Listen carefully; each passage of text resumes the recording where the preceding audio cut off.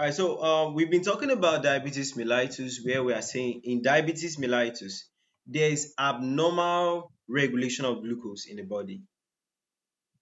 Okay, so we forgot that for students to actually know the abnormal, it's good for them to know the normal.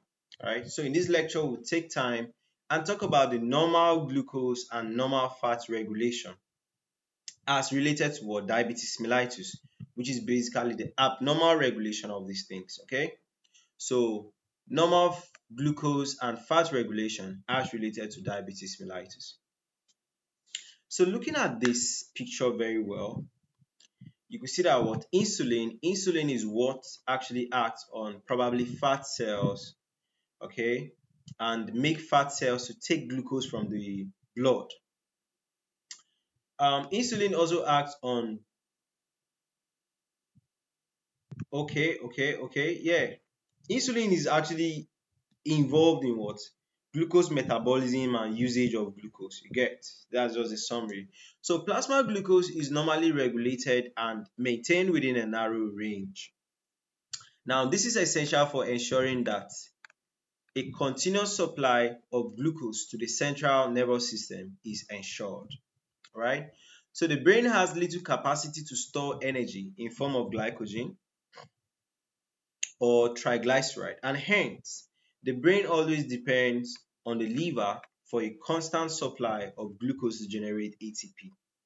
So imagine in scenarios where the insulin that is needed to break down this glucose, the insulin is not there, or the cells are resisting insulin, which is a type 2 diabetes mellitus.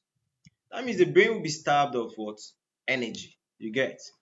So glucose homeostasis actually reflects a balance between the entry of glucose into circulation from the liver. It also has to do with what? Intestinal absorption of the glucose after every meal you are taking.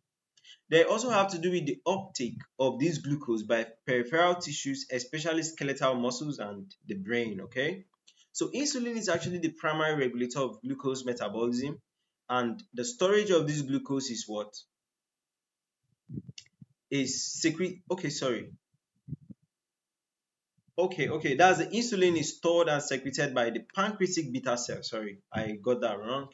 Insulin is stored and secreted by pancreatic beta cells into the portal blood in response to what? Rise in blood glucose. So if blood glucose is elevated, insulin is basically what? Secreted so that it will now act on that glucose and break it down. So in times when you are not having the insulin being secreted sufficiently, or probably insulin is secreted but is being resisted, you have glucose levels in the body going so high. Okay, so I hope this lecture actually explains a lot. You see the type 1. Type 1, that means what? Insulin production is not there. Why type 2? Insulin is being produced, but there is resistance. The cells are resisting what? Insulin. Okay, so a number of other factors such as amino acid and hormones like what? Glucagon like peptide 1 and gastrointestinal what? Inhibitory peptide released from the gut after food intake can augment insulin release. So hence, insulin release is greater when glucose is administered orally than when the same rise in plasma glucose is achieved by what? Intravenous glucose infusion. So this phenomenon is termed what? Incretin effect. Incretin effect. Okay. So the rise in portal vein insulin and glucose after meals suppresses hepatic glucose production, resulting in a net hepatic glucose uptake. Okay. Insulin also stimulates glucose uptake in skeletal muscles and fat by the glucose transporter 4. Now, when intestinal glucose absorption declines during starvation, portal vein insulin and glucose concentration falls and the glucagon rises, and this will lead to what? Processes like what? Glycogenolysis and gluconeogenesis that will now increase the hepatic glucose outflow back. Right? So adipocyte in the liver synthesizes what?